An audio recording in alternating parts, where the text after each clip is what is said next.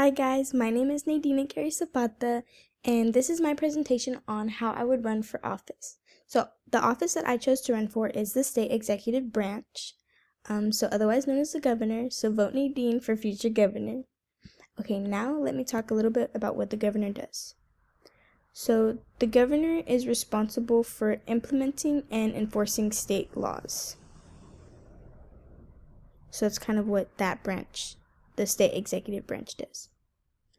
Okay, and now I'm going to talk a little bit more about how I would get my name on the ballot and what requirements I would need to run.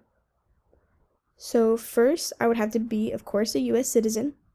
I would also have to be a registered voter, and I could not have served 2 years as a governor since 1990. So from 1990 until now, if I served at any time, I would not be able to serve again, if that kind of makes sense. I would also have to have 0 felonies, and I should have filed my income tax returns from now and 5 years ago. So from between now and 5 years ago, all my income tax returns should have been filed. I would also have to fill out a candidate intention form. So that is Form 501, which is this big one right in the middle. I would have to make sure that's all filled out and good. I would also need to establish a campaign bank account. And in that bank account, I would need roughly around $2,000 at least. I would also have to complete and submit a statement of economic interest, and that will kind of disclose my financial interests.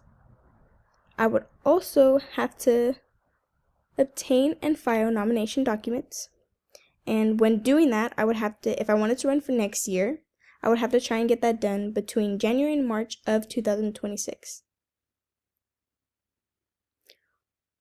And lastly, I would have to pay the filing fee, or if I did not want to do that, I could submit some signatures. So in 2022, the filing fee was roughly around $4,300, and it is supposed to be the same in 2026. But again, if I did not want to pay the filing fee, I would have to submit 4,750 signatures. I selected this office because it stuck out to me when I read up about it, and I was searching up kind of which office I wanted to do. This one and the way things work, this one stuck out to me definitely more than some of the others. But now I'm going to get into a political party, an interest group, and a PAC, and kind of just roughly sum up the way I would do things. So a political party is an organized group of people who share similar political views and work to influence government policy by electing candidates to political office. And the side that I would help would be the Democratic Party, because a lot of their beliefs, or a lot of what they stand for, aligns with what I believe. So I would definitely help that side out more because, again, it just aligns with my beliefs. Okay, next is an interest group. And an interest group is an organization of individuals who share common concerns.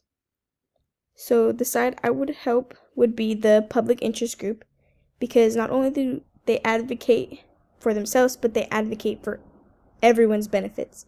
And I truly believe in helping out everyone as much as I can. And lastly, a PAC. So a PAC is a political action committee. That's what PAC stands for. And it is a private political organization that raises and spends money to influence elections. And a traditional PAC to me would be most helpful because they would contribute to my campaign a lot more. So yeah, I mean, that's kind of how it is to run for governor. I would definitely raise a lot of money, not only for my campaign, but definitely to help out homeless shelters, food shelters, all the people in need that I feel are struggling the most right now.